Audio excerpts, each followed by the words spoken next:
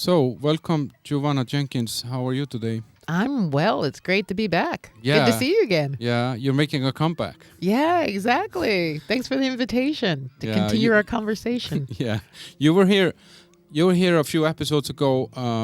It was an episode called "Church Blues and Pepper Spray," Yes, exactly. and we were talking about. Well, there we mainly talked about the fact that you're a blues soul singer, and your journey from Philadelphia to Prague with a few stopovers in Korea, in Siberia, and different places around the world. Exactly.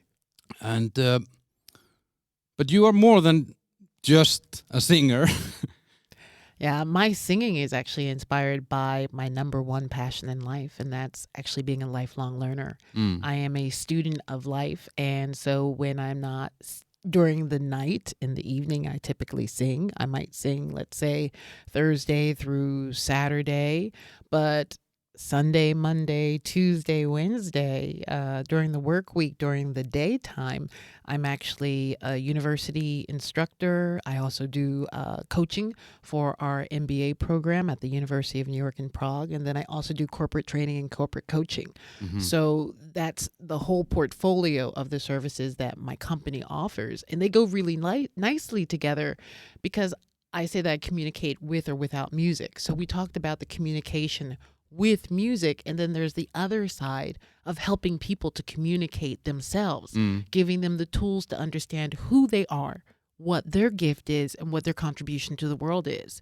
When they come out of high school into university, trying to get their heads around the fact that they're responsible for themselves and they have to make a decision about what their gifts and their talents are and how to present that to the world and offer something of value and service so they can get some value for themselves, their families, and the organizations that they're a part of. And then when they graduate from university, when they're in the workplace, giving them the skills that are not taught in university. They didn't even realize that they needed them. Maybe they come from a background that wasn't integrated and having team projects and things like that. So they have to learn how to communicate together. Or they had it, but they didn't understand the connection. So when I'm in the classroom or in the boardroom, I'm making the connection as an entrepreneur who has to take responsibility for herself, living halfway around the world. This is how I get the job done. This is what I wish somebody had told me. And because I have a master's in professional and business communication and 27 years of education in terms of being an adjunct instructor in Seoul, South Korea, here in Prague, Czech Republic, doing corporate training across Europe, here are the perspectives I can give. And why? What is exciting about this? I mean, is this a calling or?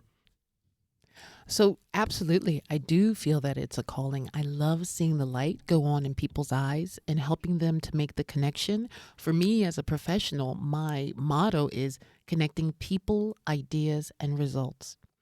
I love ideas, I love concepts, I love models, I love theories, but if they don't make a real world impact, it's absolutely for nothing. So I really, honestly, truly believe knowledge is power only if you use it, if you understand how to use it. So I help people use the knowledge that can make results in their lives. And that's just what I do. That's what gets me out of bed in the morning. That's what gives purpose and meaning to my life. But why do you think that is? I mean, is it like because it's did something happen to you? You know what I mean? Like, is there an event or? Yeah. For me personally, education for me is the most magical thing in the world. For me, I feel like I'm on a road and there's this huge, tremendous boulder and I'm pushing it and I can't get over it. I can't get under it. I can't get around it. And then I learn something new and the boulder that was blocking my path completely disappears. The boulder was in my mind. And I'm able to go forward. Ryan Holiday has a book, The Obstacle is the Way, based on Stoicism. And that's exactly it. Because I struggle and I wrestle with that concept, I'm strengthened and I'm made wiser by it so that I can get over it. And so I'm grateful for that. And so creating those opportunities for students to learn from the conditions that they're in, or being in the workplace and going, what you're struggling with, that's because you don't understand this concept. Let me give you this concept. And what someone in the workplace goes, I had a problem with this yesterday. I can apply it tomorrow. Students, on the other hand, have more challenges where they may not have a real life context to put it in. So working with both of those segments. But they say that that people who are, that you can educate, but you're not necessarily clever. You know what I mean? Like, right, exactly. Because what you're saying is that one thing is knowledge and another thing is to know how to apply it. Yes. That's one of the favorite things that I cover with my students. It's actually, it's in my semester, I have 15 weeks. And so right now, this past week was week 6. I literally get to that concept that there are different levels of knowledge and learning. And many educational systems are all about rote memorization. 2 times 2 is 4. And people think if I just know exactly what the teacher said and exactly what was written in the book, then I know it. But that's only the basis. At the top is being able to create, being able to take all of that knowledge because you understand conceptualize it somehow, and you can apply it. And based on your application, you can go, oh, that's what I did. I can do better next time. I want to do X amount better. So I'm going to craft something new based on all the information I had, plus my own experience to create something that never existed before in life. And that's that innovation you're talking about. So for me, that idea is that when you know, Maya Angelou said this, when you know better, you do better. And so my position as a teacher, when I'm working with my students, when I work with anybody, coaching, training, is you might know about something, you might know of something, but until you can use that knowledge and make your life better, you don't know it. And it's not valuable until you master it. Yeah. And so that's where the love of learning comes in, because the ability to explain it in a way that somebody gets it and the light goes on, I have to know it even more deeply. And my explaining it to you gives me a deeper understanding than I ever had before I had to explain it to you. Yeah, because, which makes it more profound. Yeah, because you need to, I don't know, for the lack of a better word, you kind of need to dumb it down for yourself to be able to teach it to somebody else. And that the more times you do that, the better it is understandable by yourself, right? Absolutely. The ability to articulate, and so many greats have said this. Warren Buffett said this in terms of teaching his staff. I write my financial information so that my 2 sisters, Dottie and Betty, can understand them. Exactly. And so it's not about making it so convoluted that no one understands, but the genius is explaining it so that the simplest mind can understand the most complex ideas. But I think, like, with that, I mean, I think in general, I'm just thinking when I'm listening to you that when I went to law school, for example, there was a lot of this memorizing things, and I felt like it was a 5 years education, and I felt like the first almost 3 years I was like, I'm like a parrot here, you know, I'm just repeating what is in the books, and I don't really know how to apply it. Part of the reason could be that, like, or which I think was part of the reason, was the teachers. They were not really connecting this into real life situations or explaining it in a sense, and there was a lot of new lingo that you learn and stuff like that. And then gradually, when we started getting guest lecturers from industries and businesses, then it became more of a, I don't know, actual somehow, and then. Yeah, then the light went on, and you get this kind of, we call it in Iceland, like a juridical thinking in a way that you start applying a certain thought process on problems and issues and so on, which is great, but also it's very, in terms of law, it's extremely, how do you say, it's not passionate. It's very cold and rational, extremely rational. Right. So I think often, like, for me, I feel like, because I apply this to more or less everything, and in law school you're always second guessing, you're questioning, you're thinking, is there some evidence of something else? Am I considering the whole picture here? So it's a really interesting thing that, I spent a long time in school just reading pages just to memorize them, which is crazy. Because that's not knowledge. That's just short-term memory that I can then put on a paper the day after, and then it's gone. Right. I went away with the first beer after the exam, you know? Yes. But yeah, I wanted to talk to you today about education and how it is, how it's changing, and how it's perceived in a different way by people, teachers, students, companies, and all the affecting factors. And you're now, as you said, you're working with the University of New York in Prague. Yes. So among others, yeah. Yeah, and that's a lot of international students, right? We have 80 different nationalities. Wow. Yeah, so it's a real joy being able to facilitate the conversation that comes out of that. Mm-hmm. In asking my students the concept and then asking them to relate it to their own lives, their nations, the history of their nations, their experience, hearing how some academic traditions are very similar, how academic traditions are very different, and getting them to learn from each other. Mm-hmm. And for me, actually, I've been teaching now, it's 28 years now. You started when you were 10, right? How did you know? Yes, exactly. Child prodigy, exactly. But the thing about it is that at this point, teaching the same topic again and again and again, my greatest joy is when I can phrase the conversation that I can learn something from my students. Mm-hmm.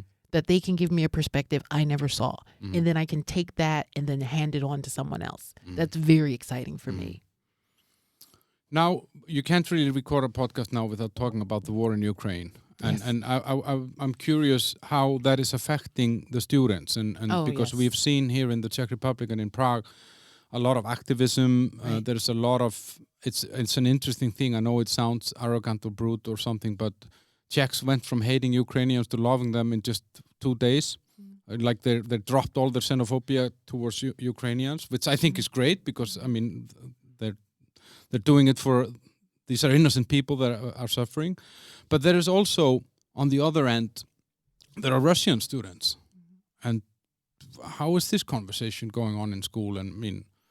Right. I can share with you the perspectives before, during, and currently. Well, it has to be during because unfortunately it's not after yet.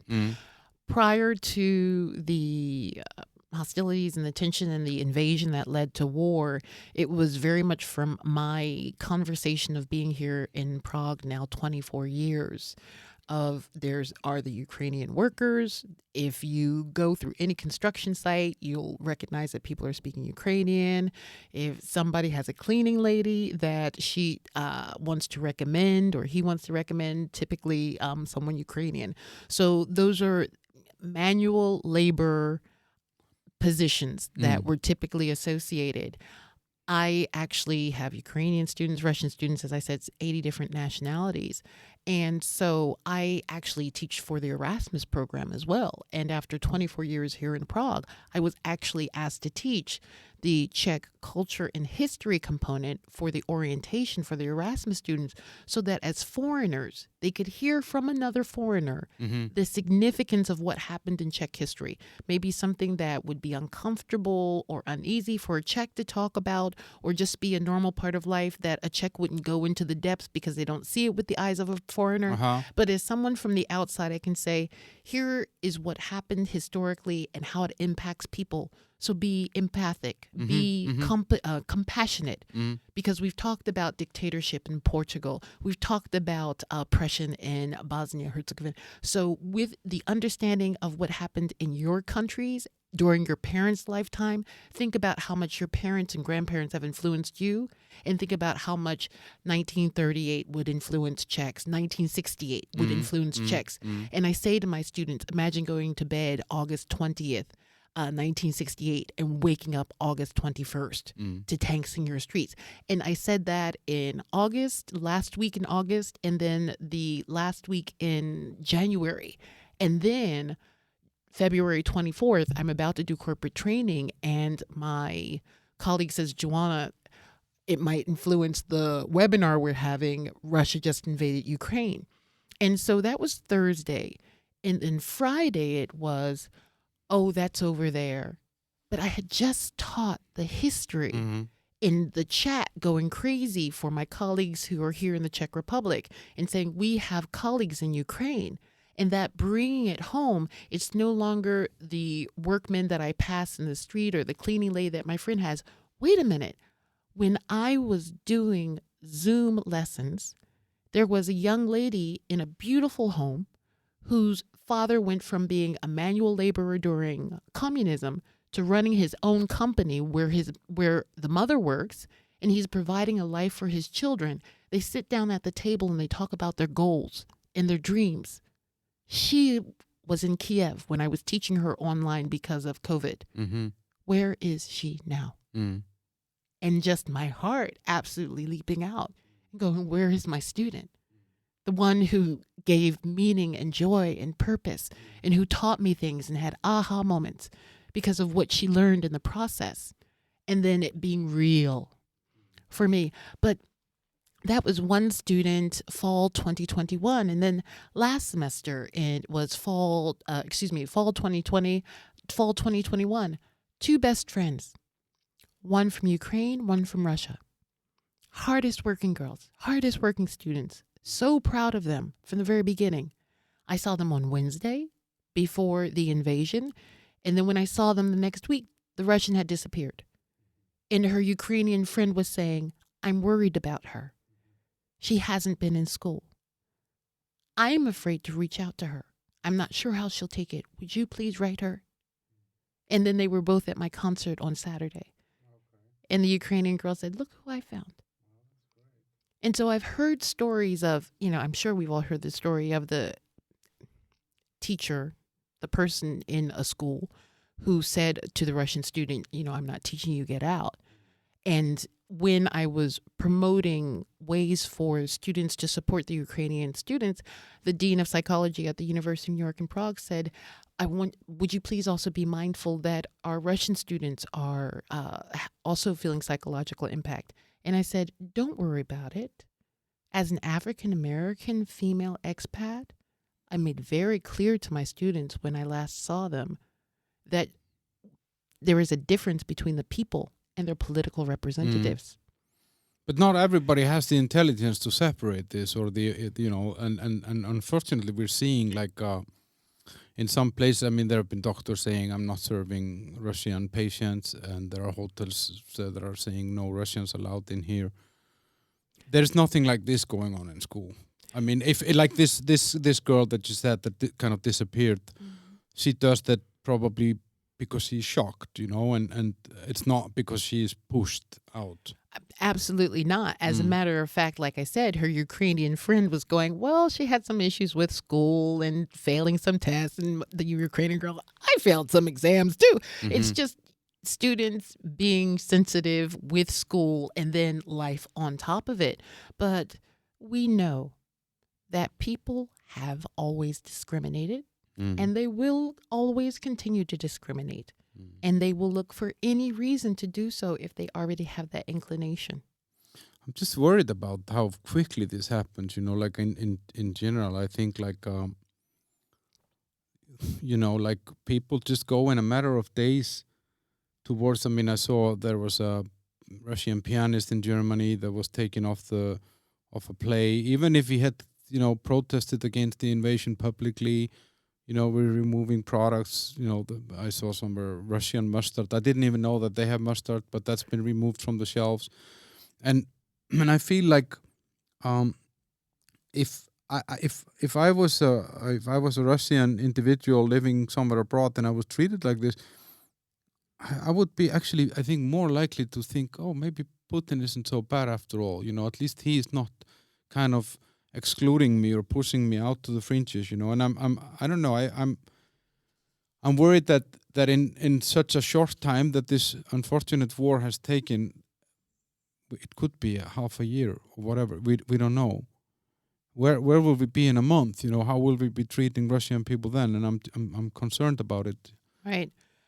Because you're right. We are very quick into some tribalism, and tribalism is exactly the word that comes to my mind. I don't even see it as racism or nationalism. I just see it as us and them, and that's the word for me, tribalism.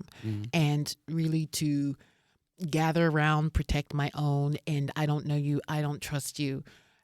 The thing about it is that everyone with whom I have contact is exactly of the same mindset as you, which is those are innocent people who are represented by someone with whom we don't agree. And that conversation of this is just wrong. But I can also say that I am in another chat, girlfriends talking, ha ha, he, sharing all sorts of comedic things about life. And one woman lived here in Prague. She was in Russia during the invasion, and she was repeating Russian propaganda. And she's now back in Prague. But the influence of the Russian media on her mentality and thinking, and the fact that it was limited in terms of the differences that was available of the perspectives, it was... She spoke East when you spoke West. Well, that's the thing. As an American, I recognize I recognize when people wholeheartedly believe what the leader says because they are a part of the dogma without thinking for themselves. My leader said it. I agree with it. It must be right. I don't need to know more than that. So as an American, I really get it because we have watched as people just agree against all rational thought. Yeah, I hope that as everybody, I guess that this will have some sort of an ending. I don't know what it could be or if there is a good way out of this, but it's definitely, I think it's going to affect people for a really long time, because it's not like even if they would just stop and say, okay, we give up, even that would yield suffering for Russian people for years and sanctions and stuff like that. So it's a very sad thing. But yeah, back to maybe to the education. What in general? I mean, if we talk education, we maybe more focusing on let's say universities and colleges and kind of further education. But like right now, I mean, what has changed in education is that it kind of went from being a privilege to become more of a commodity. I mean, obviously there's a privilege some places where schools are more expensive and so on, but I think pretty much anyone who wants to get an education can get it. I mean, you might have to go to not necessarily the best school, but there are, I would say, programs available to everyone. And when I was preparing for this, then I was thinking how big of a change this is, because I went in '94. That's when I enrolled into University of Iceland, and it sounds so far away.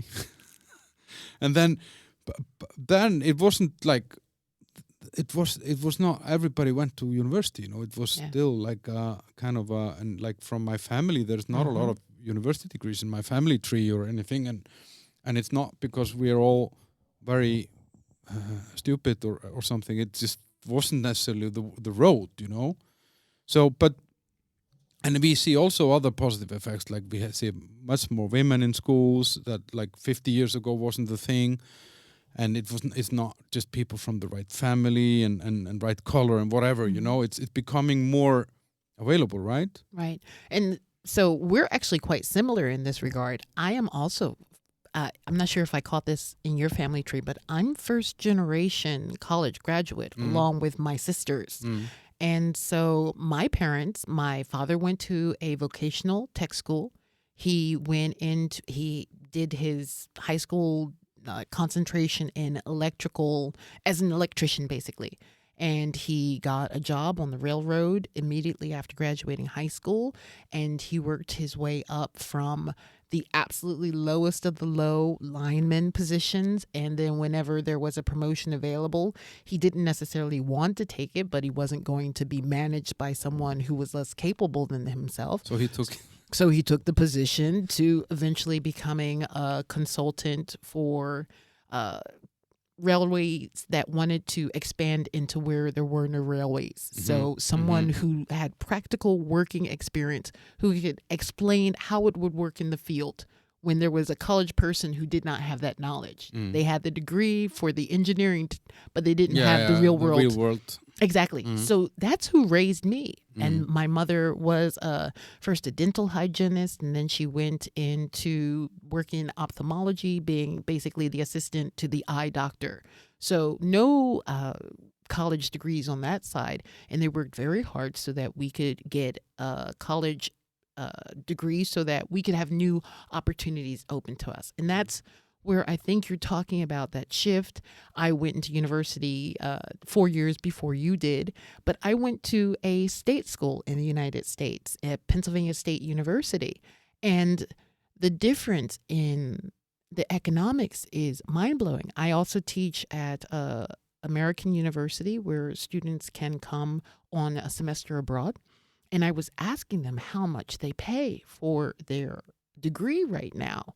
And they're paying $70,000 US dollars per year. So you have the situation where a quality of life requires a degree. And so everybody is recommended to go into a degree. And we were already saying, you may not know at a certain age what you really want to do. So you get the degree because you believe it's going to open doors. And then you get the degree at the best university you can get into. But maybe the career path you take doesn't provide the financials to pay for that degree. And you have a lot of indentured servants, basically, people who go to work to be able to pay off that degree, because in the United States, you can go bankrupt and all of your debt gets wiped out except for student loans. Oh, that follows you forever. Bingo. Yes. So here you have in the Czech Republic the possibility to go to a state school, which is free. Yeah. And that having that tradition, and that being a well-established tradition of a high-quality, free education. And then for those who couldn't get in because there aren't enough spaces available, equally intelligent, but maybe didn't do so well on the state exam that day, why should I wait and have fewer opportunities? I'm going to go to a private school. It's going to be more expensive, but at least I'll have a piece of paper. And so what kind of private school is it? Is it pay me for the paper or pay me for the opportunity to be exposed to knowledge and learning? And you have to earn this degree. But this pay me for the paper, it's a good word actually. Is that is that what people say in the education world? Pay me for the paper schools. And we call them paper mills. Where the assumption is, oh, well, the public school is free, so I guess I'm paying to get the degree here, so I paid so I don't have to show up or pass an exam or prove that I didn't really know anything, because if it's free over here, I must be paying for the degree. And making it really clear, no. You are paying for access to the information and the instructors who can give you knowledge and guidance, but you still need to show up, pass the exams, do the papers, and prove that you actually know something. Some places you just show up and you get the degree, and other places make you work for them. And that's the thing, because I mean, with all this increased access and let's say like an increased social expectation of an education, that has increased the number of schools. And for example, when I graduated from law school, then there was one school graduating lawyers. 5-6 years later, there were 7 schools, and that's in tiny Iceland. Right. So the risk then is that we will have those paper mills, which paper mills.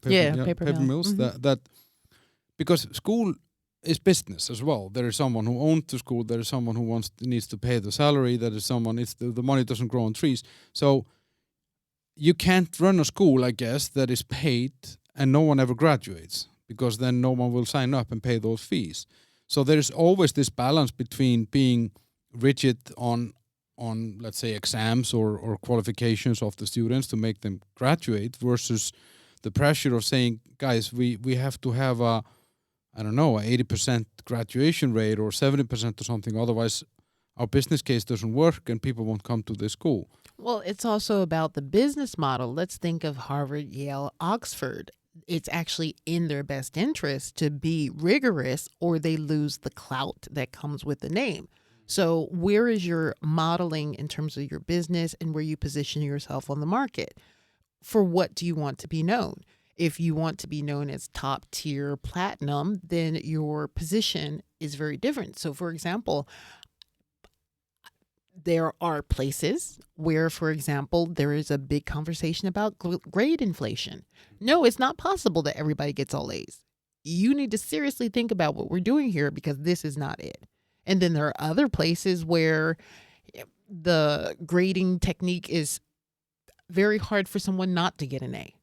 There are places where, once again, the term grade inflation is something that's fought against. And then there are other places where, for example, based on evaluations, there are certain incentives.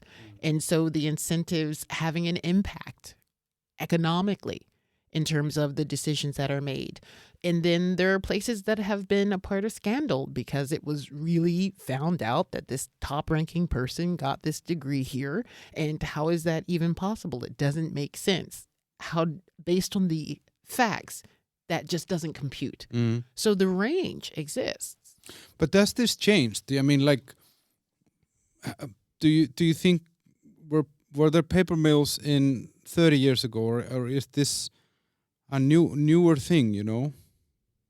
No, I think they've always existed. I think that wherever people could convince someone else to be more lenient, or, for example, like I said, I teach 80 different nationalities, and there have been stories of the person who knows of an instructor in their country from whom they came. Just give them a nice white envelope and you can pass the course. And, I wish that I had been in that school.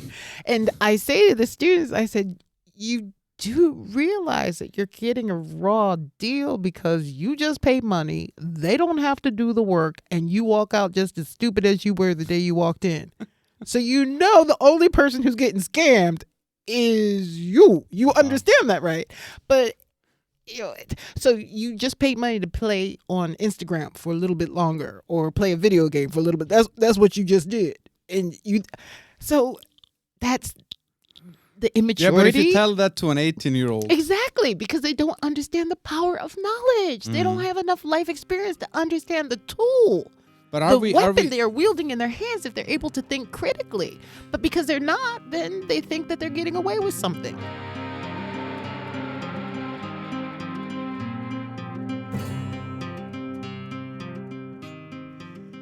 But I guess that is also a question of both motivation and maturity in a way, because, like, as you were explaining, you had parents that gave you both, let's say, idols and role models for working hard. So you saw the value of that. Yes. And I guess they gave you discipline. I know they sent you to Catholic school. They made you wear Christian school. That's right. Yeah. Pepper spray on the streets and so they kept me safe. That's right. My mother was looking out for me when she couldn't be there.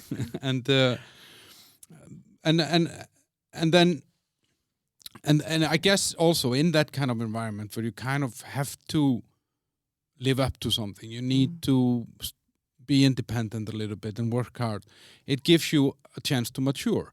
And now if we think about it, like I know it's different in Iceland than most other countries, but we go to university at 20. A lot of countries you can go to college or university at 18, which is, for me, it's really, really young, like when I was 18, I just wanted moonshine and pizza, like I didn't want to do anything constructive, I just wanted to be a kid. I felt like I was still a kid. And then I'm thinking now, okay, so we're taking all these people, we're telling all of them through social media, through them seeing rich people and all these role models that we have now, and we're telling them, listen, if you want to get anywhere, you need to go to school. But they might not be ready for it, Yeah. I teach a course, first year, first semester students, and I hands down in week 2 say, instead of plagiarizing and committing academic dishonesty, please remember Bill Gates, Mark Zuckerberg, Steve Jobs did not graduate from university, so you don't need to waste anybody's time, money, and energy playing the game that you're learning when you do not have to graduate from university to be successful. I put that on the table. It should only be for people who want to be there and understand the value of having contact with people who have real life experience, who can guide you and provide some knowledge. It should not be because you don't want to go to work, you don't want to go to the army, you don't know what to do with your life, and you've always gone to school. So I guess I'm going to just keep on going to school. There are plenty of immature people like that, and mommy and daddy want to feel good about themselves, so they want their child to get an education. And I have a colleague who dropped out of school and he now has a PhD. And as an instructor, I much rather want somebody like the Russian student who was coming in first year, first semester at 27 because she knew why she's there and she knows what she wants to get from being there. But there's a stigma around that, though, to go, maybe not as much in today as it was. I remember when I was in law school, the mom of one of my co-students, she signed up, and she was 1 year behind us. She started a year later than her son. Right. And I remember we found this very, very weird, until I found out that she smoked, and I could always steal cigarettes from her. So I was very happy that she was there. But it's I think that path, like, okay, you're supposed to graduate at 18 from high school or whatever, and then you're supposed to go at this age to this. And maybe, I don't know, maybe it creates this feeling with people that I'm missing the bus if I don't follow the timeline somehow. Whereas for some people it takes longer, as you mentioned, this 27-year-old, she just needed time to figure things out or did something else, right? Yeah, absolutely. And then people actually appreciate what they have. And they have some life skills to deal with challenges and failure. One of the things I teach is how to learn from failure. Because just because you graduated from high school doesn't mean you're going to do well at university. And just because you do well at university doesn't mean you'll have a top job in whatever field that you choose. And so this is one of the challenges that we have with this expectation, go to university to have a good life, because it's not so that you can get a corporate manager position and you can have a very good life doing something that might be more physical, might be more technical, or creative, or exactly. Arts. And my heart goes out to more active, kinesthetic, manual, hands-on students. And the current university setting is not necessarily there for them. It's more of a sit still, read books, listen to lectures. And I'm always challenged, how can I involve these people? How can I engage them physically? Because it's not just about listening and reading, but there are really people who need to get down in the dirt, do get something their hands physical. dirty. Exactly. Yeah. And there are places for those people to be successful. We talk about the plumbers that you can't think about lockdown. You couldn't get your hands on somebody to do renovations at your place because everybody was booked out because there are so few people. Where there is decreased supply and there's increased demand, there's money to be made. But when you have parents who are looking at the prestige of having somebody in a corporation as compared to the manual labor and the hardship of running one's own company and the physical labor and how exhausting that is. I have a student who finished my career development course. We just had dinner together last month. He was saying, look, I graduated university. I didn't know what to do with my life. I had some issues going on. I was working in a warehouse, and I was doing that for 2 years. Now I'm working in one of the top 4 consulting agencies. When I got my head around that my life is my responsibility and it's nobody's fault but myself that I'm here, I started applying myself and working towards my potential. But until he had that experience, he said, I sit at this desk and I get paid so much money. It's not even hard work. Yeah. I know what hard work is. I did hard work. And it's just that idea. Parents saying, this is the path. It's much easier because the parents have done the manual labor. The parents have worked hard with their fingers to the bone. So they want an easier life for the children. But the children don't have the life experience to value it. But are the parents influencing this a lot? I mean, like, I was lucky. There was not really a big pressure in my family. The only thing, just don't be a loser. Either have a job or go to school. And if you don't, then you have to move away from home. If you work, you pay rent. If you're in school, you don't pay rent. It was very basic rules. That's right. Full-time job is student. And I think my parents wouldn't have cared if I became a plumber or a lawyer or a doctor or a historian or whatever. I mean, they supported me, but they were not living an ambition through me. Right. But how is that today? Like, do you have students, or do you come across students that where you feel that they're on not on their own premise in a way? It's very interesting because whenever I'm talking to you, I'm coming from having grown up in multicultural America, having taught in Seoul, South Korea, encountering the 80 different nationalities at University of New York in Prague, which is where I'm primarily based among other schools. But there are just cultural differences. Indian, Nigerian, Asian, just the belief about what the next generation should do. There's a great Nigerian comedian who says a story. Look, if you're Nigerian, you're either doctor, lawyer, or engineer. That's it. Those are the only choices. So as a comedian, she makes fun of the fact that she's so outside the norm.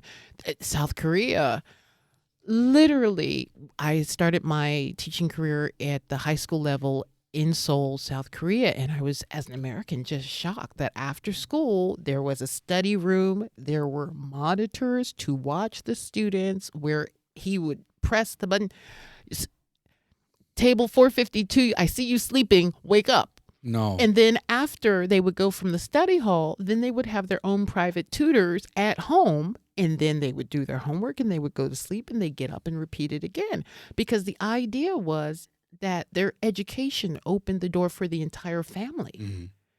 It wasn't just them. Mm. They were bringing their whole family and lineage forward. And so everybody was pushing for that person to move forward. So exactly what you were talking about at 18, wanting to just, have moonshine and pizza. What I experienced was the reason to get up in the morning was to pass the entrance exam at the top university so that you could make the connections that would lead to the job, that would lead to the position that would take your family to the next level. Mm-hmm. So there are so many cultures with whom I've come into contact where, yes, The motives are extremely diverse. based on the culture that says your role in the family. Mm. And breaking free of that. Some cultures don't have that expectation. Some, it's not even a question. Mm. But I saw that the president of the U.S., Joe Biden, he was announcing now. I think it's part of some package that they're going to write off $6.3 billion student loans, which made me think, like, okay, so if you need to write this debt off, then there is something wrong in the equation. Like, either the loans are too high, or the interest rate is too high, or salaries are too low to pay them back, or maybe there are too many people actually taking those loans and getting an education. That could be a result of this commercialization of education on a grand scale. And I think, like, it rang some alarm bells, and I have nothing against the initiative. I mean, of course, I don't usually like when taxpayer money is used to do something, but I think a society that wants to be taken seriously should invest in education, whatever education that is. But there is something that kind of rang the alarm bells in my head, and then I was thinking also about all the people who took those loans, couldn't pay them back. They probably had some broken dreams, because until now, I mean, they're probably very happy now that they're going to get those loans out of their books.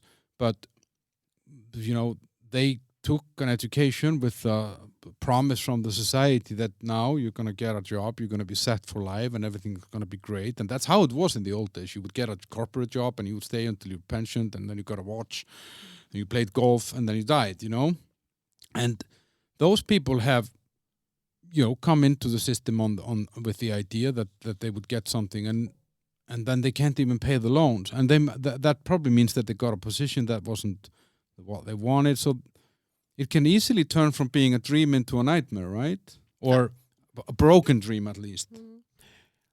From the American perspective, the background is a combination of the factors that you said. So, as I said, first generation college graduate. You know that your family has high hopes for you and expectation. So the push is go to college, get a degree, have a good career. We may not be able to pay for it, so we're going to take loans and you're going to take loans to make this happen. But this is an investment in you, in the future, in our family. And then with that, like you said, 18, who knows what life holds or what they want to do. We weren't taught about money. We weren't taught about finance or investment. So let's just go into it because my parents tell me it's a good thing, but they are in credit card debt. They don't understand finances any more than I do. They just know that if you get a college degree, doors open to you. And it's true. Many people want to apply for jobs that say you need a 4-year degree. So I'm going to get the 4-year degree. It doesn't specify which degree, but I'm going to get a degree. So I'm going to get something that I like. And I don't know what the future job market is for that, but I get it. Or I get it based on just what the future job market is. I don't really like it, but I'm going to make money. And so I go in blindly with pure faith. And then I find out that I've gotten this degree and I hate the work. Like my girlfriend who her father told her to be a lawyer and she hates law, but she's got a law degree and she's got a law office because she did the right thing based on what her father said.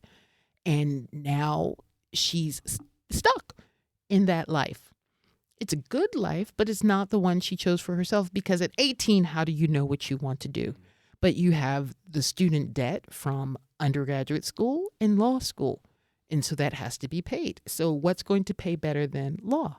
So you stay into it. You stay in it because you've already dug your way in. Invested all the time. Exactly. And you have all the debt. Mm. So it's a combination of those things that you just said. And so if you get out and then you have your rent and your food and your car because you can't get anywhere without the car, and then you have the student debt, where is there any space to invest in the future, to save for your retirement, to put together a mortgage? And then we've shifted from having job security to a gig economy. Mm-hmm. So there's no security anymore. Bingo. And that also is I think what I hear like from people younger than me, that when I communicate with them and I ask them, so what would you like to do? Then I get a list of few things. You know, I would like to teach yoga on Tuesdays, and then I would like to work in a bar on Wednesdays, and then I'm going to do tattoo on Fridays, and I want to do, which I understand because, I mean, we are presented now with a world of options. You know, like when we were young, there were no internet, there was no world of options. You know, like and we didn't imagine traveling. You know, I guess when you were 10, that you never thought about that you would live in a foreign city or in Korea or in Prague or something. Same for me. And so I think at the same time as you know, like I think the corporate world or let's say the business world is becoming more and more kind of gig-based, temporary outsourcing, all these buzzwords. That means less security for normal people. But I think also normal people they need the thrill somehow, or they need the excitement of doing a lot of different things, because we're constantly bombarded with that. You need to do more, you need to do something else. Yeah. And then we have social media showing us this lavish lifestyle that might be outside of the financial means. So if I just work more, I can have those things. And this is one of the things about me as an American living here. For me, I've always felt that the American lifestyle is I leave a beautiful home to go work and make money, but I work so hard that I can't even enjoy my money. Or I buy things because I work so hard, but there's so much credit card debt that I have to work more. So I'm tired. I work hard. I deserve to have more. And it's just a vicious cycle. Like a hamster wheel in a way. Absolutely. But I think like just now listening to you, and it kind of makes me wonder if in some way the school system is lacking, you know, versus some of the social changes that are happening, like with this, let's say, less job security, more gig economy, and all these kind of things. And also, like you mentioned earlier, what is not being taught in school. You know, we don't learn relationships with people or emotional intelligence. And I mean, yeah, in some schools, but most schools don't teach necessarily a lot of that kind of stuff, how to handle your the finances of your home and environment and recycling and all these kind of fundamentals of functioning in a human society. And it makes me wonder if somehow we are actually still kind of stuck on a curriculum in a way that is very much focused on theoretical knowledge and missing a little bit the kind of, okay, so this is life, this is what can happen. Don't go out of here thinking it's going to be a straight and narrow path. Right. There are a lot of curves. Right. There are a lot of curves. And so here, since we bring up changes in education, I'd like to highlight some that are outside of the traditional framework of you go to a classroom and you sit there and you're lectured at. Let's think about things like YouTube. There are a lot. For example, Jordan B. Peterson, one of the people I really enjoy watching and listening to. University lecturer. That's the guy, the Canadian guy. Exactly. But everybody hates him. Why do you like him? I like him because I like listening to people who are different from me, who have different perspectives, and I have enough critical thinking that I can listen to many different sides and make a decision for myself. Well, welcome to the club. That's the reason why we enjoy talking together. Yeah. So, for example, I will listen to someone to get a general idea about their perspectives and go, I agree with this, I disagree with that. Now let me listen to somebody who is similar or different from, so I can broaden my perspective and then make my own decision. So, for example, he's put his university lectures online. He's very much committed to working to provide a different model for education. I think he's got a lot of different things going on with writing and touring and lecturing. I'm not sure how far he's gotten with that. But so there's YouTube where you have top thinkers and academics making content outside of the traditional university or classroom structure. You've got people who are very successful in their field based on their life experience, who want to monetize that by sharing the knowledge that they have. They've got a track record, they've got experience, and now just pay them for that. And then you've got things like podcasts, like what you're doing here. And then you've also got massive open online courses. Top universities that say, here, you want the knowledge, get it. If you want the paper to show that you got the knowledge, then pay a nominal fee, like $50. That's nothing. So you're not in the classroom. I'm in my kitchen making dinner, listening to a Stanford lecture. And I'm getting the knowledge. And the part that I need today, I can understand, and I don't have to take a test. I take that knowledge and I make my life better today. So there are variations on education. The question is, do you need a piece of paper? The knowledge is out there. Yeah, but that's what the companies ask for, right? I mean, if you want to work in a company, then it's very rare that you get anywhere in there without.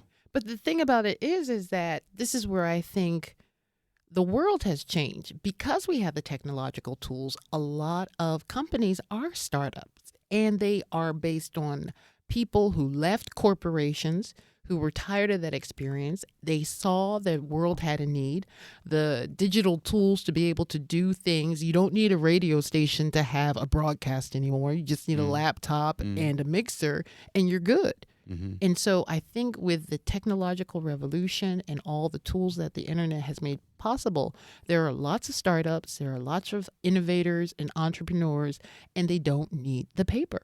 Yeah, and except the money. That's the paper they're chasing. Is not the degree. But the barriers of entry are lower, you know, like and it was interesting. I was actually listening to a podcast with a guy called Mr. Beast, which has 200 million followers on YouTube and other social media channels. And he makes videos, and it's really interesting stuff. And so he makes these kind of crazy videos, like he goes to a store and buys the whole store and then donates everything to charity. Mm-hmm. Or he goes and gives someone an island, they compete in some sport or something, and then, okay, you just won an island, and then all the profit goes to charity. And he's 23 years old. He has 100 people working for him. He has 4 recording studios. He has a burger franchise as a ghost kitchen concept in the US that's only available in home delivery. He's doing healthy chocolate bars. And when he was he was 11 years old when he started this YouTube channel. Mm-hmm. And it took him 8 years to become successful.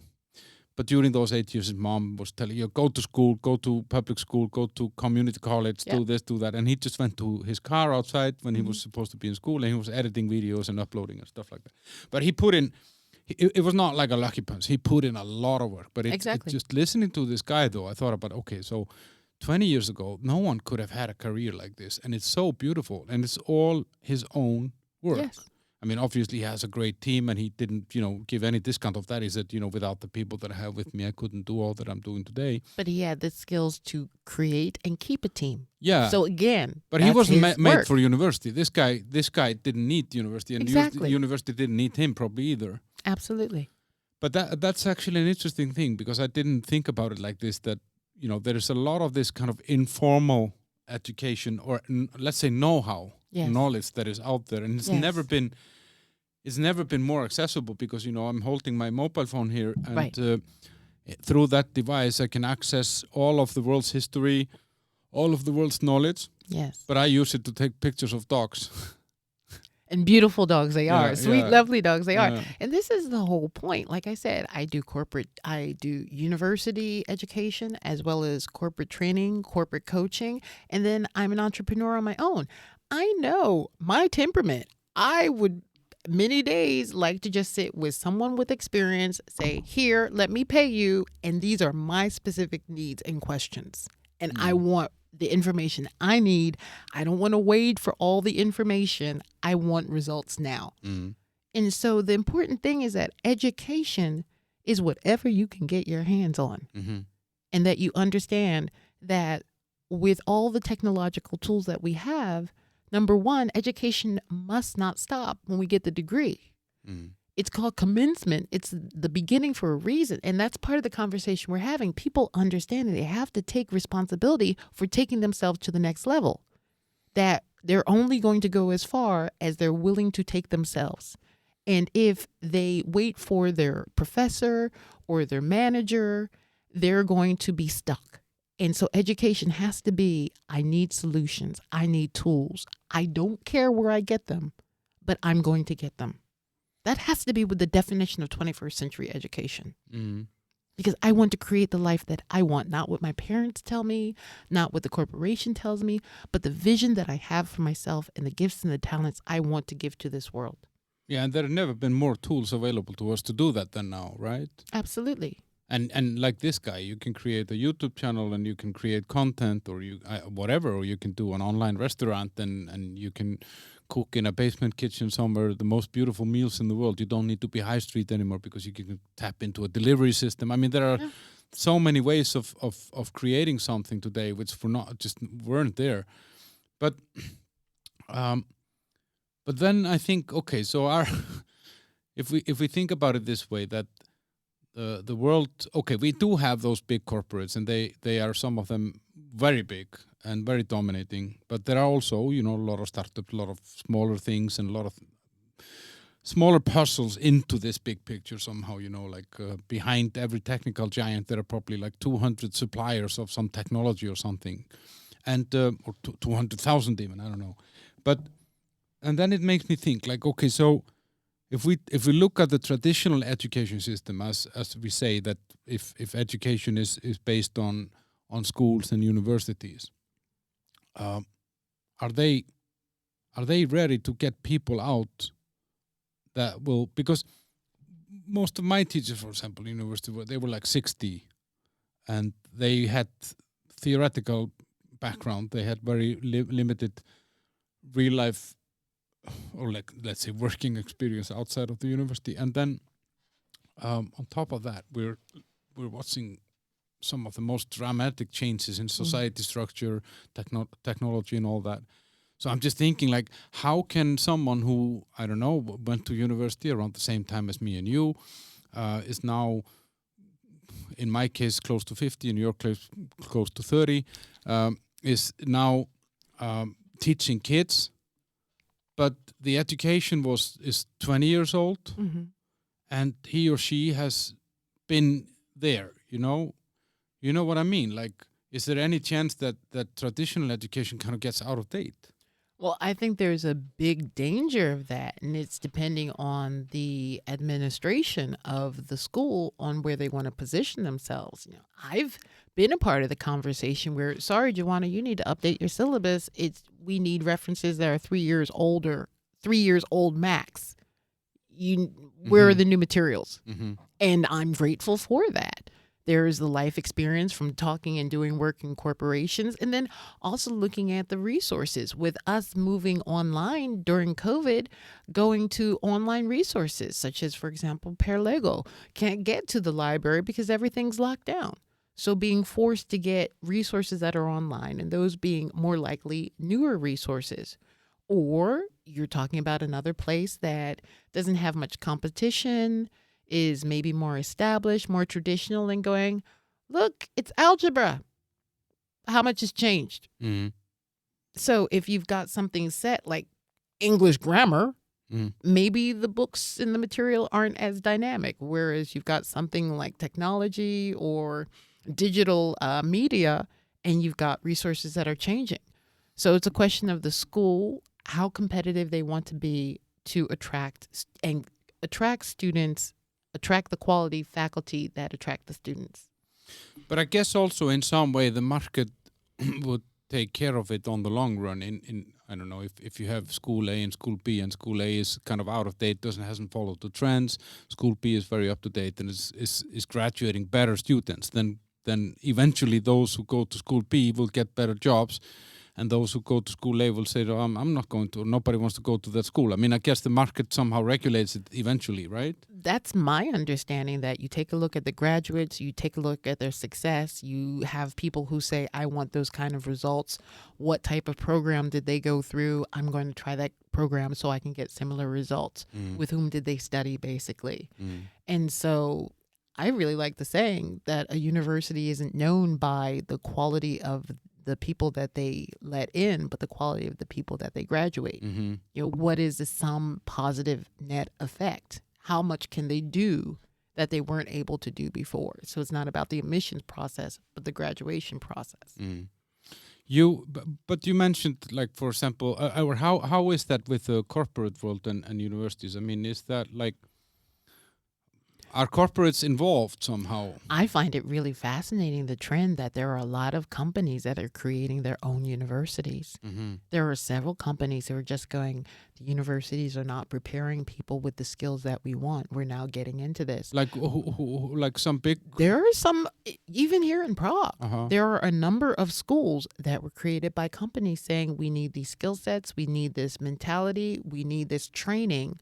We're going to set up a university that trains people to do what we're missing and what we're lacking. And when I do corporate training, and even when I do corporate coaching, coming across the things that I would have expected someone in the workplace to know that they just didn't get.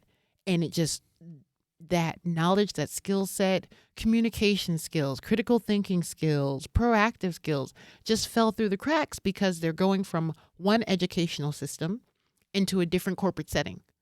So you're coming from, let's say, a traditional Czech system, but you're working for a multinational company. So it's coming from a perspective about, this is our corporate culture, this is what we need.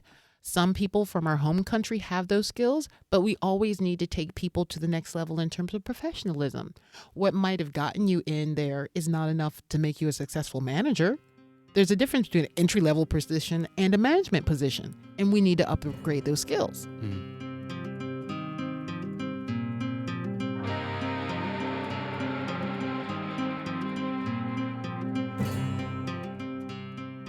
But you mentioned there critical thinking, and I feel like in today, like in society and discussion about some big stuff, that's going on in the world, I have felt that we are kind of, I don't know, critical thinking doesn't even, it takes time.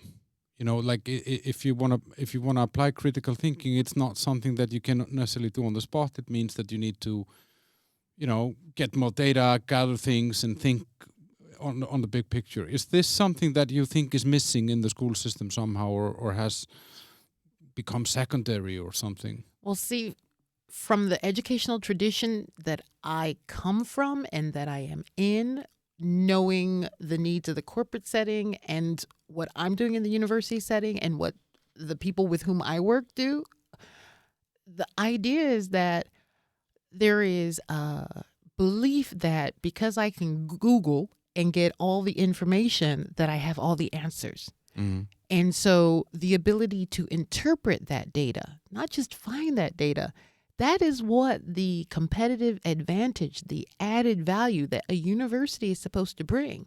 An instructor is supposed to say, that's a very good point. What about this? Mm-hmm. That's where that training To comes in. challenge. And if all you do is say, what does the book say? Write it out verbatim. Of course, students are going to question, why are they in university? Because they can get that information on Google.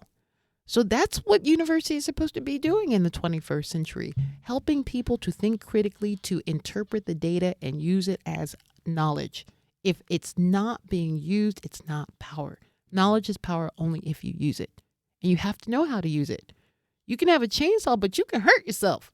You have to understand how to wield the power responsibly to create something that does not hurt you or someone else, but actually builds a better world. But you mentioned it when I was asking you why you don't hate Jordan Peterson. You mentioned that you believe in your own ability to sort out the information that you believe in and trust and all that. Because what I feel now is that I feel that, and I think we talked about it here in the beginning with how society to some extent is treating Russian citizens right now. I feel like it reminds me of a soccer game of a 5-year-old in some way. Wherever the ball is, all the kids are. Mm-hmm. And that is like, and then if the ball gets kicked from one place to another, everybody kind of jumps in, but they don't think on the way, okay, so maybe if I run this way, somebody can pass me the ball and I can make something out of this. So I feel with this, yeah, maybe it's just that I'm getting old, but I feel that we have kind of lost the ability, and which is weird because we have all these tools at our disposal to get access to a lot of different views, different information. But I feel like almost like during COVID, it became bad to question something. It's like you should not.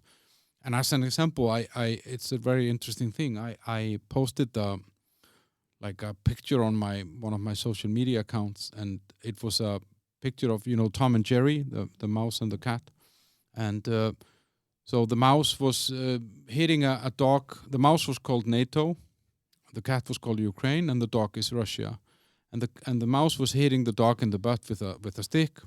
And then when the dog woke up, he threw the stick to Ukraine, the cat that sit there like, okay, and Russia was very angry.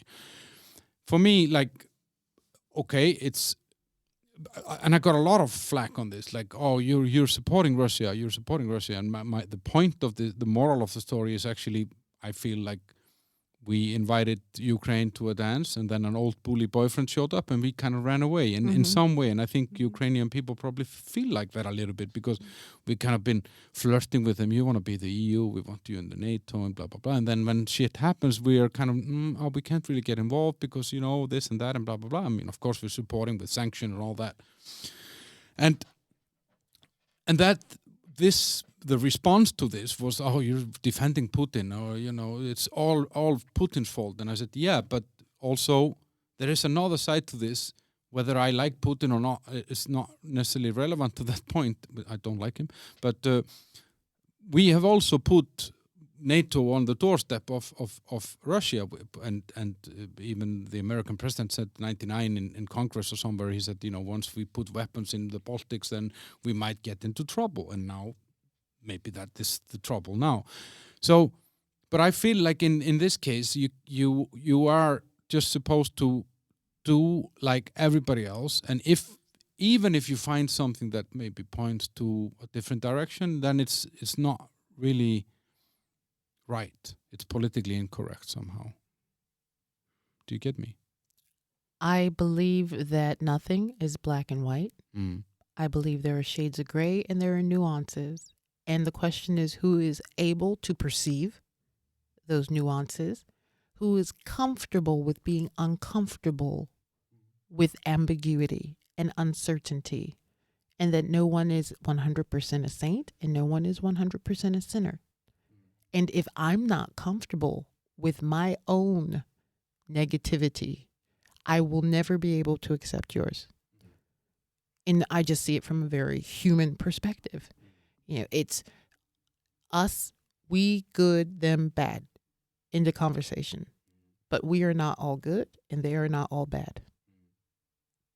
And so both parties can have something right and both parties can do something wrong.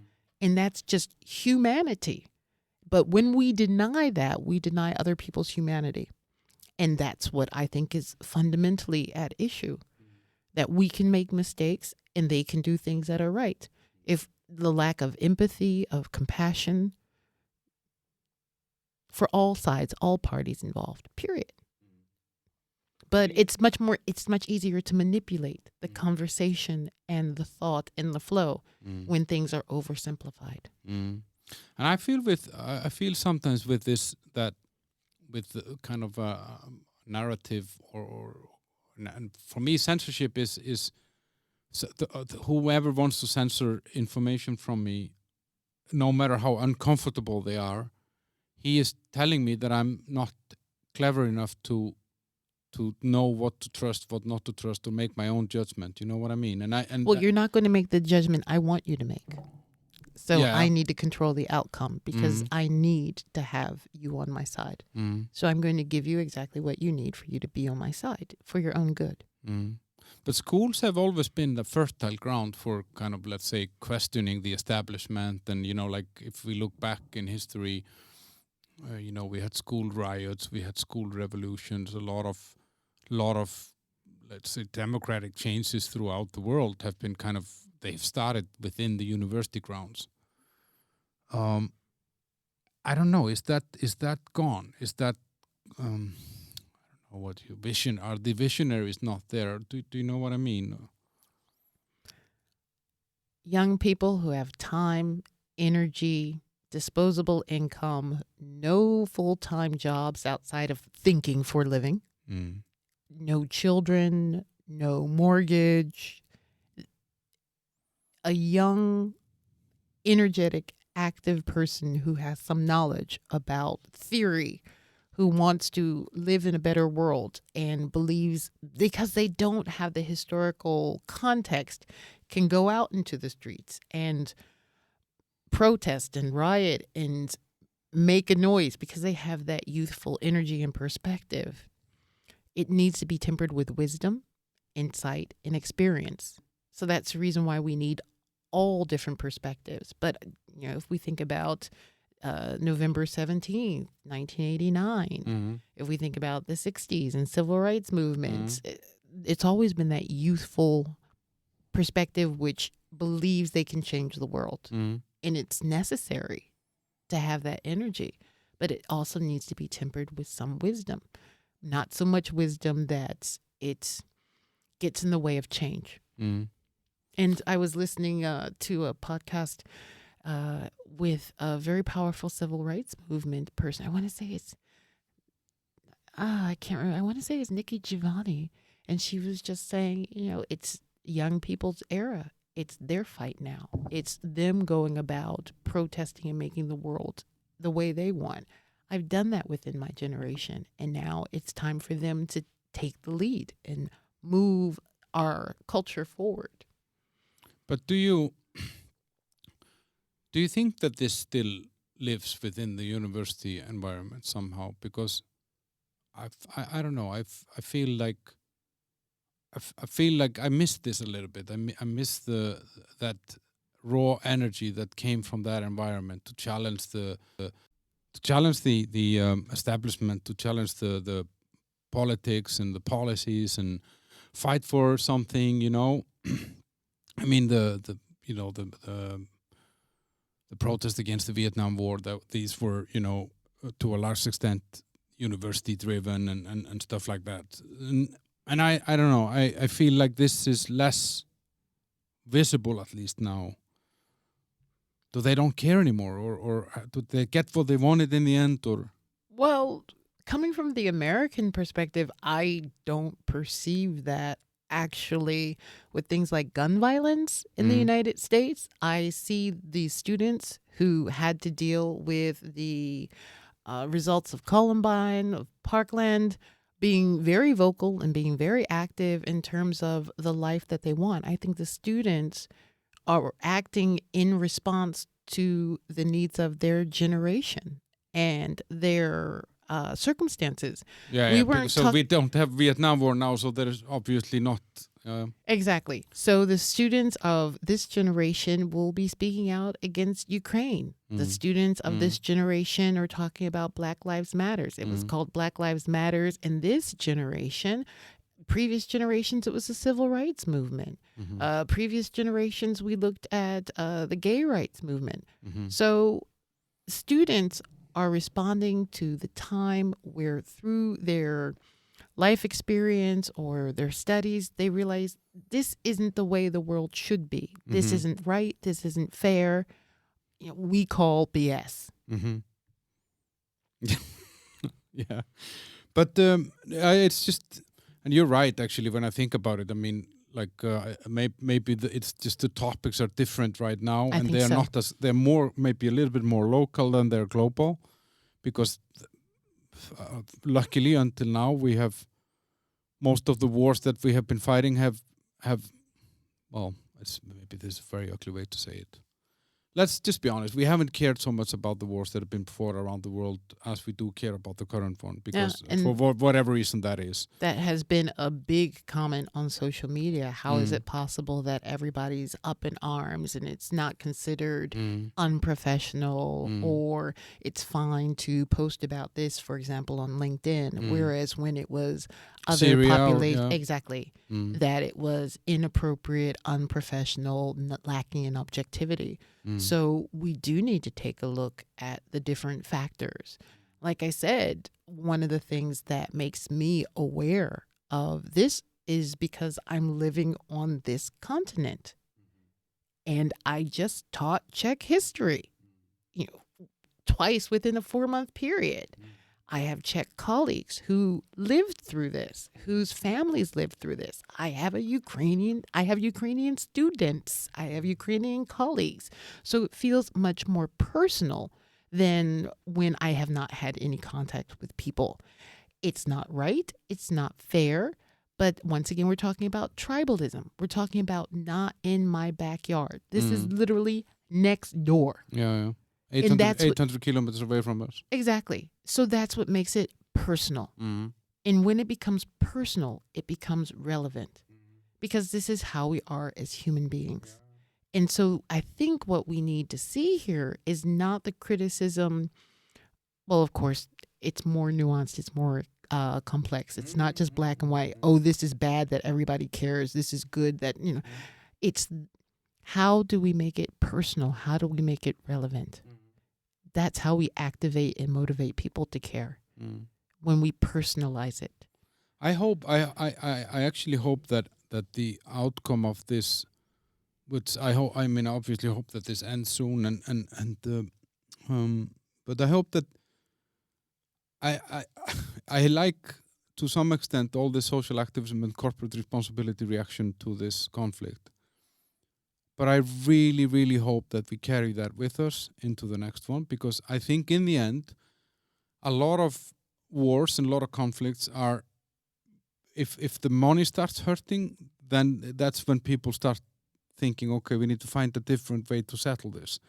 And I think that yeah, if there are other, and that goes to the U.S. as well. I mean, if the world feels that the U.S. is interfering with domestic politics or whatever, or religion or whatever it is, that wherever they go, I would like to see this kind of stand up from the kind of, let's say, the non-political, non-military environment, because I think this puts a lot of pressure on everyone involved to try and solve things peacefully, I remember being in high school and going to my mother and saying, why are we going over there when we have so many problems here? Mm. So please do not get it twisted, the idea of the people and their political representatives. And that's the conversation we keep coming back to.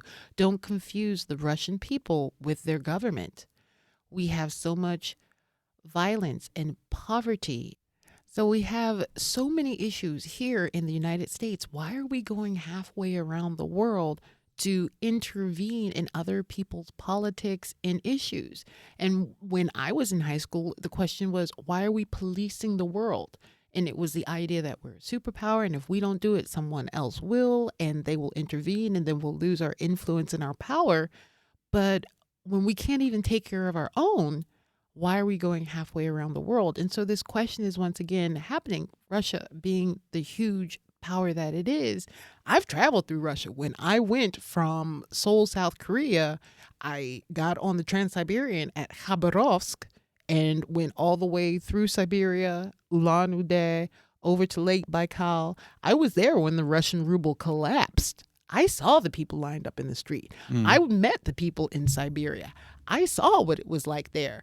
And I went, we were scared of these people? Oh, no. Oh, no. So once again, this whole idea of people not having basic needs, being behind the times, people suffering in a land that has great wealth.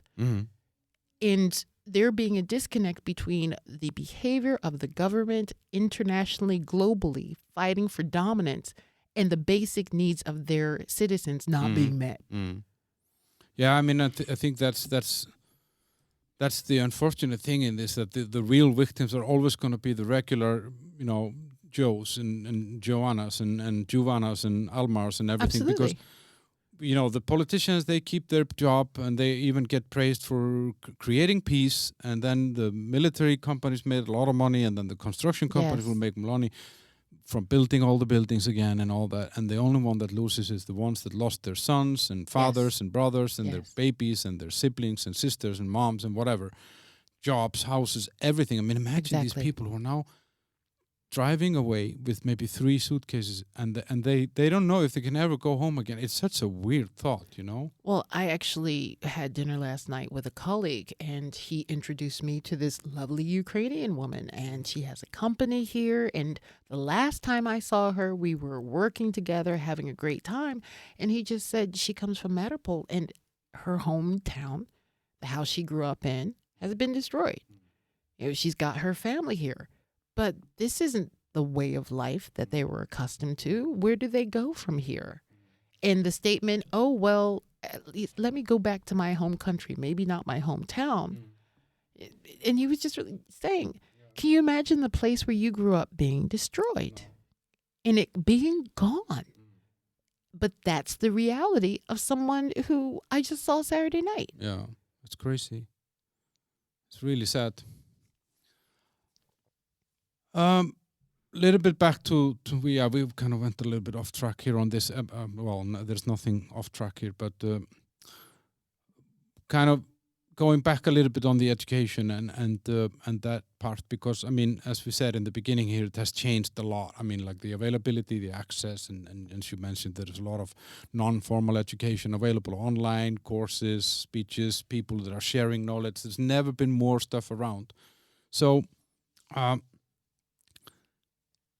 Is this the biggest change that has been, let's say, in your time? Is it this availability, or what's kind of, if you would single out 1 or 2 things that are kind of the biggest changes? I would say it is all these things that call themselves universities or academies, these online learning centers, because they've identified, as any good business does, there's a hole in the market. There's an unmet need.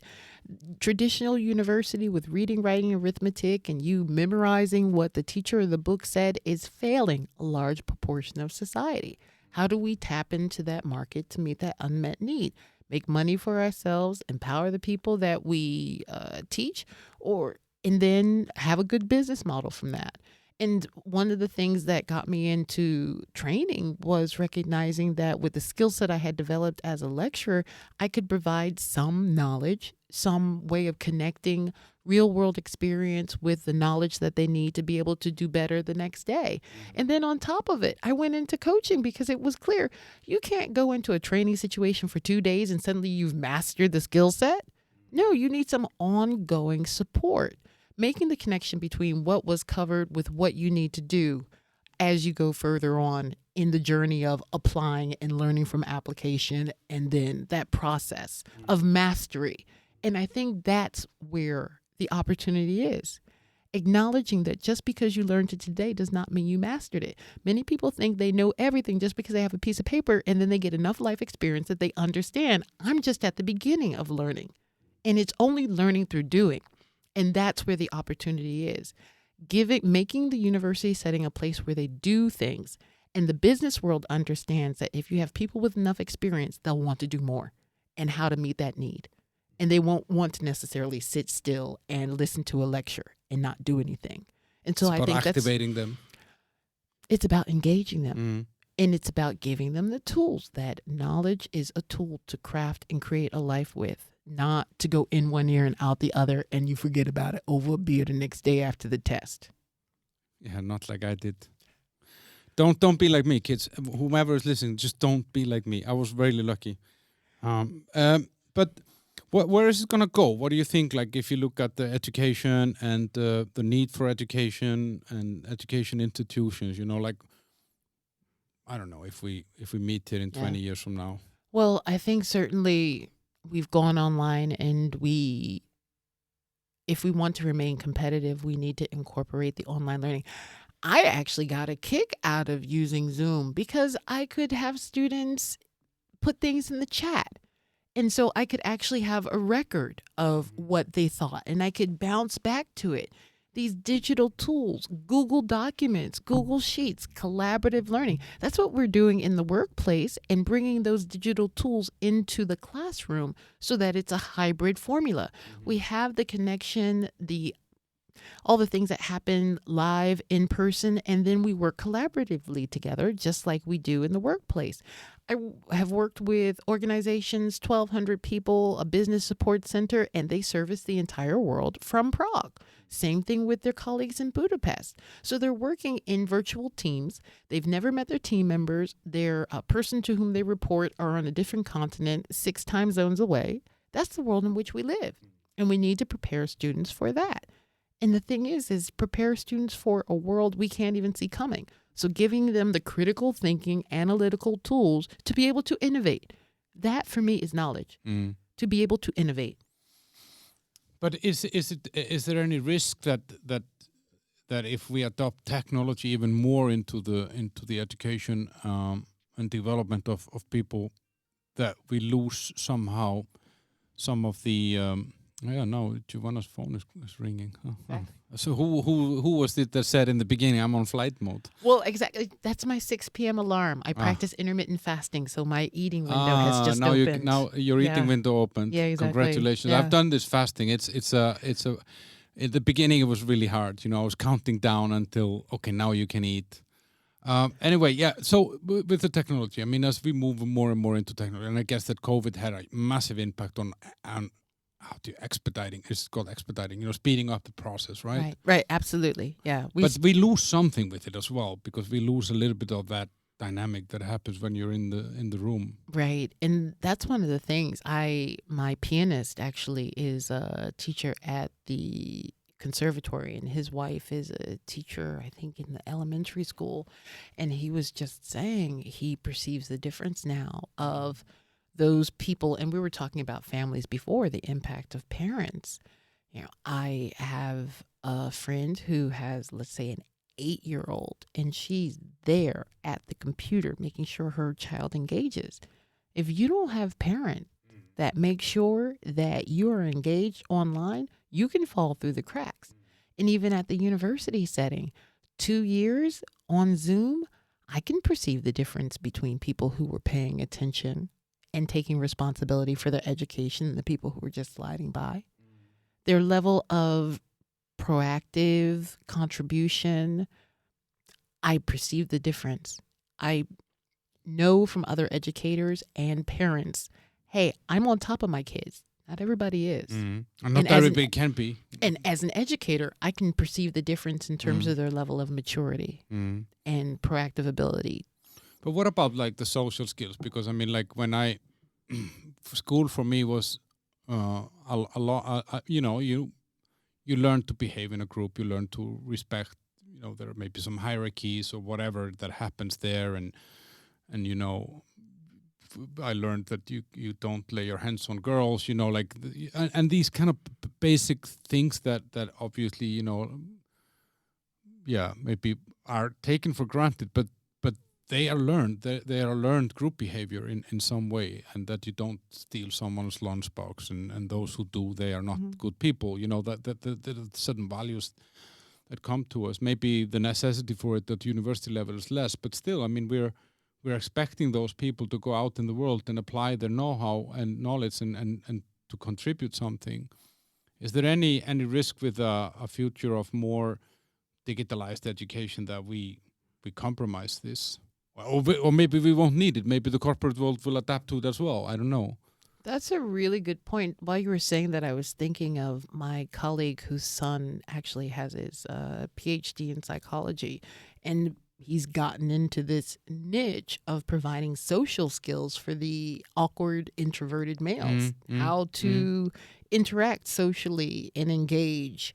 So with the rise of social media and the technology of emoticons and smiley faces, losing the ability to connect with other people is something that has already become apparent. And if we take people out of the classroom, certainly that will be more apparent. And so I think everything, some hybrid model. Again, we're talking about not one thing is not all good or all bad. So developing the digital skills, many are already digital natives. They are they were born into a world with this technology and social media and all of that. Certainly with gaining those skills, there are some loss of some personal skills. And the question is, if you got two people with equal skill sets, maybe they're perfectly comfortable with each other. Maybe they're not interacting the way that we're used to, but the way they need, exactly. Maybe their needs are being met. Yeah, but we don't have enough data to be able to say, are they able to create successful relationships and interactions?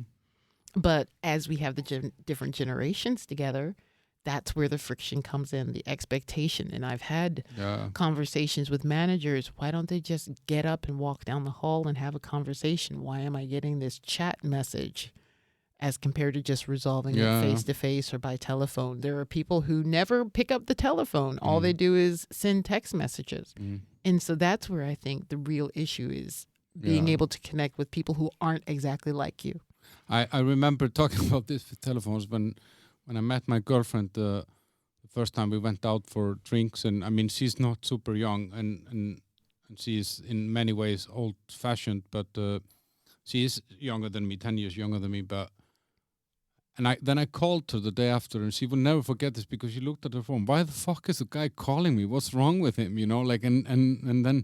And then she answered this, why are you calling me? I said, well, because it's a telephone, and that's what you do with a telephone, And it was a very unusual thing, and I can totally relate to this with what you're saying about I am one of those people who, as a manager, I was like, why didn't he just come to my office and talk to me about this if this or she or if this was an issue? But I guess that's, as you say, we have this friction when we have two very different generations, or three different generations kind of coexisting and working together.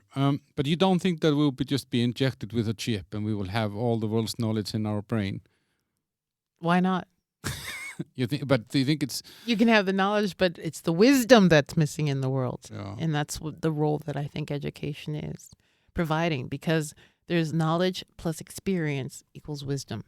And so that's what I think education is supposed to do. There should be someone who has more experience to provide some insight. And I actually have a friend who is working on reverse mentoring, providing people who are younger with people who are older so that the young people can mentor the older people. Yeah, because of course they have skill sets that are necessary in this current environment. So it works for both because the act of teaching or guiding someone enriches both people. Mm-hmm. No, I agree, and I'm very fortunate that I've got involved with businesses and things where there is a lot of dynamic and younger, let's say both younger trends, younger technology, and younger people, and I have actually had to learn things from them, which I really appreciate because it makes me understand or makes me believe that I understand things better than I did before. And that's exactly what we're talking about. We're talking about, do you think they're losing something and they've got what we need? So it's just appreciating that we need to work together so that we can have the best of both worlds. Yeah. What are you gonna eat now that you're my window is open? Yeah. Well, honestly speaking, whenever I'm certain place, I'm thinking what's best in the neighborhood. I'm gonna get me some poutine. I'm going down to the garage. They opened at 4:30. I'm you hungry. timed yourself to be here at the right time. Well, I didn't even. We were going to talk for an hour, but we always have a good time. Yeah. So I know they opened at 4:30. We started at 4. So I never tried poutine actually. I'm in the neighborhood. How can I leave? I wonder if they have any problem with that name now because Putin is not very popular, and Poutine. I know it's different. I know, but you get what I mean. I mean, I do. I mean, when Corona came, the guys that made that beer, they suffered really badly. I mean, because there were actually people out there who believed that by drinking this you would get coronavirus. Yeah, I saw the video. Yeah, the viral video. No pun intended. Yeah, but. Yeah, and what's happening else? Music and stuff like that. You have you some international festivals and stuff, right? Yes, I do. Talk about being a lifelong learner. I've just been invited to perform with a big band in Latvia, and so I love learning. I sing, but with that particular setup, it will be something new for me, which means I'll have to develop and enhance the skills I already have. And that whole process of being a teacher, understanding how to learn, and then applying that for myself, and then being able to relate to my students. Hey, I just had a growth goal, challenge myself, and this is what I learned about the learning process that I can now pass on to you, because without this project, I wouldn't have needed to think about learning in this way. So you seek challenges? Yes, I do. And I actually seek challenges because of, once again, YouTube. I saw a TED Talk by Carol Dweck, a Stanford researcher. So again, a university lecturer. Saw her speech about the fixed versus growth mindset on YouTube, and it absolutely changed my life, blew my mind open. I incorporate it in my university class. And when I ask students what do they think about it, they give me new perspectives that empower me, make me stronger, more resilient, more determined, and that takes my game to the next level, which helps me to take give my them students better. Yeah. Exactly. So it's a circle of. It's a virtuous cycle. So that's the reason why I consider myself above all things a lifelong learner, because the singing, the being a business person, the teaching, the training, the coaching is all a way for me to learn and pass that knowledge on to others, and for me to learn from others. Guys, if you want to follow Juwana, then it's JuwanaJenkins.com, right? That's right. And there is a Facebook page as well, and YouTube channel. Most of this, and you did a TED Talk yourself, I did, right? yeah, that's right. Which is nowhere available because... No, it's on there, yeah. It's on there? I saw the link, Okay, cool. Exactly. It's it's nowhere available on your links. Your own. Exactly. But if you just go to YouTube, if you go to TED, it's called Crafting the Chorus of Your Life. And it was really a great opportunity for me to bring it all together. TED is about an idea we're sharing. So where do I get the idea of crafting the chorus of your life?